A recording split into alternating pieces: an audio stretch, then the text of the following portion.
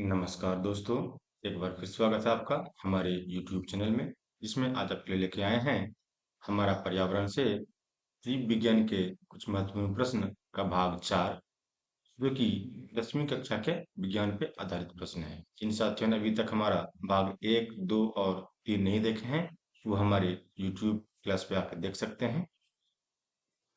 सभी प्रश्न जो होते हैं वो बैंकिंग, एसएससी और रेलवे तथा विभिन्न एग्जामों के लिए इम्पोर्टेंट होते हैं। चलिए चलते हैं आज का पहला प्रश्न की ओर। तो आज का हमारा पहला प्रश्न जो है, बीजों की प्रकृति इसमें उत्पन्न हुई। देखिए, बीजों की जो प्रकृति है वो टेरिडोफाइट से उत्पन्न हुई। किससे हुई है? टेरिडोफाइट से। Option number C. जिन साथियों को आंसर पहले से पता है वो कमेंट में करेंगे, था जिसको पता नहीं है वो नोट अवश्य कर लेंगे। चलिए चलते हैं अगला प्रश्न की ओर। अगला प्रश्न हमारा है, एजोला है एक। एजोला, एजोला एक क्या है? एजोला एक जलीय फर्न है। क्या है? जलीय फर्न है, जलीय पौधा है। हाँ, इसे एजोला कहते हैं। ठीक है, अगला प्रश्न चलते हैं। अगला प्रश्न हमारा है, निम्नलिखित में से इसे जैव उर्वरक के रूप में प्रयोग किया जाता है। जैव उर्वरक के रूप में एजोला को ही प्रयोग किया किया जाता है। एजोला को ही किया जाता है। Option number B. ठीक है, अगला प्रश्न हमारा है, सबसे अधिक क्रोमोसोम किसमें पाया जाता है? सबसे अधिक जो क्रोमोसोम है वो टेरिडोफाइट्स में ही पाए जाते हैं। किसमें पाए जाते हैं? टेरिडोफाइट्स में ही पाए जाते हैं। टेरिडोफाइट्स क्या होता है? हाँ, टेरिडोफाइट्स में बीजों की प्रकृति उत्पन्न होती है। ठीक है, ये ऊपर में ही आपको बताए थे। तो टेरिडोफाइट्स में सबसे अधिक क्रोमोसोम पाए जाते हैं। ठीक है, ध्यान रखिएगा। अगला प्रश्न हमारा है, इस वर्ग के पौधे में बीज बनते हैं परंतु बीज नग्न रूप में पौधे पर लगे रहते हैं। देखिए, क्या बोल रहा है? बीज नग्न रूप में पौधे में लगे रहते हैं, वो होता है जिम्नोस्पर्म। इस वर्ग में जिम्नोस्पर्म वर्ग में जो है बीज बनते हैं परंतु बीज जो है वो नग्न रूप में पौधे में लगे रहते हैं। ठीक है, अगले प्रश्न हमारे हैं, सिल्वीकल्चर वनस्पति विज्ञान की वह शाखा है जिसमें वर्णन होता है। क्या होता है सिल्वीकल्चर में? सिल्वीकल्चर में शैवालों के संबंधर का वर्णन होता है। किसका होता है? ऑप्शन नंबर डी, शैवालों के संबंधर का वर्णन। अगला प्रश्न हमारा है, प्रोटीन जो कोशिका के भीतर उपयोग हो जाती है किसके द्वारा संश्लेषित होती है? प्रोटीन जो कोशिका के द्वारा जो किया जाता है वो होता है मुक्त राइबोसोम द्वारा। किसे होता है? मुक्त राइबोसोम द्वारा उत्पन्न होता है। ठीक है, अगला प्रश्न हमारा है, निम्न में बैक्टीरिया से फैलने वाला रोग है। बैक्टीरिया किसमें किससे फैलता है? कौन फैलता है? चेचक जो है एक प्रकार का बैक्टीरिया जनित रोग है।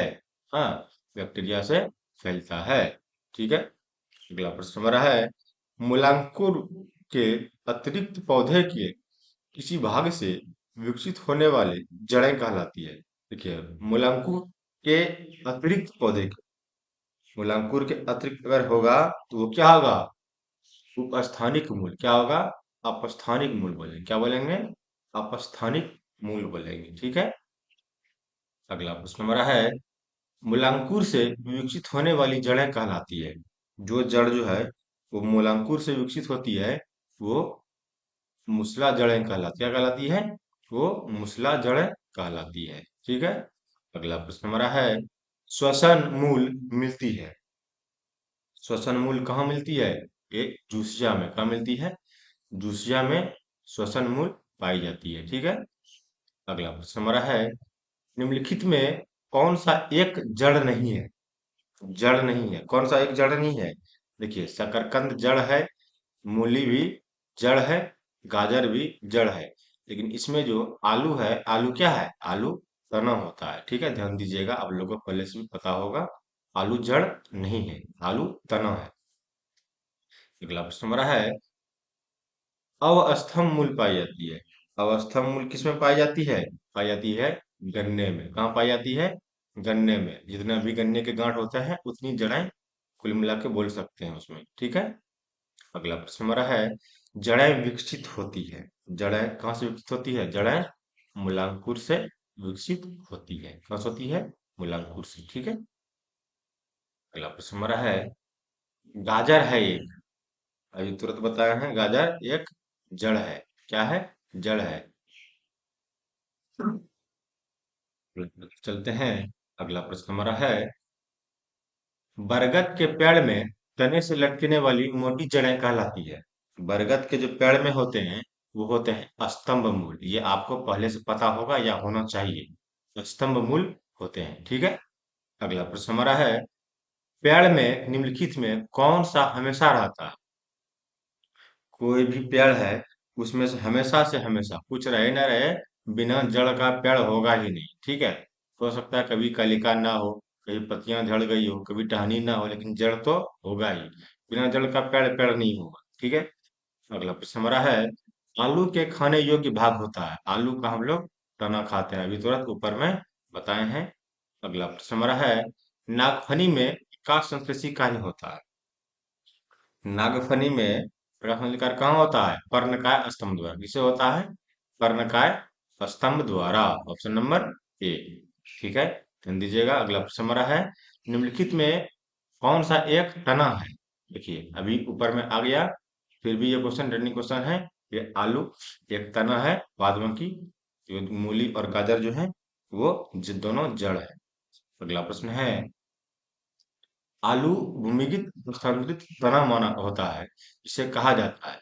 क्या कहा जाएगा? आलू को कंद कहते हैं। ठीक है। क्या कहते हैं? आलू को कंद कहते हैं। अगला प्रश्न हमारा है, हल्दी के पौधे के खाने योग्य हिस्सा कौन सा होता है? हल्दी हल्दी का जो पौधा होता है उसका प्रकंद खाते हैं। आलू का कंद खाते हैं और हल्दी का प्रकंद खाते हैं। ठीक है। अगला प्रश्न है, अदरक क्या है? अदरक क्या है? ये राइजोम है। क्या है? राइजोम है। अदरक एक प्रकार का राइजोम है, याद रखिएगा। अगला प्रश्न हमारा है, प्याज किसका परिवर्तित रूप है? प्याज जो है, प्याज भी एक प्रकार का तना ही है। ठीक है। ध्यान दीजिएगा। अगला प्रश्न हमारा है,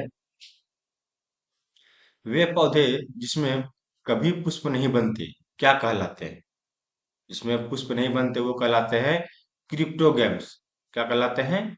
क्रिप्टोगैम्स। ऐसे फूल होते हैं जिसमें कभी पौधे में फूल नहीं होते हैं। ठीक है। अगला प्रश्न हमारा है, संसार के सबसे बड़ा पुष्प किसके द्वारा उत्पन्न होता है? संसार के जो सबसे बड़ा पुष्प है वो रेफलेशिया द्वारा उत्पन्न होता है। किससे होता है? रेफलेशिया। Option number B. अगला प्रश्न हमारा है, संसार का सबसे छोटा पुष्प कौन सा है? संसार का जो सबसे छोटा पुष्प है वो होता है वुल्फिया।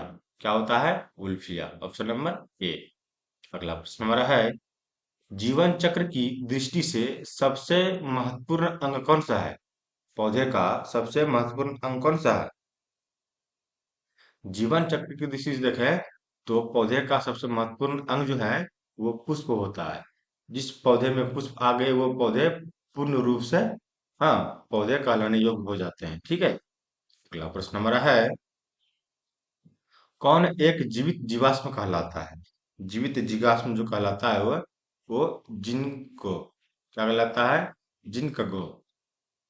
ये एक जीवित जीवाश्म कहलाता है। ठीक है।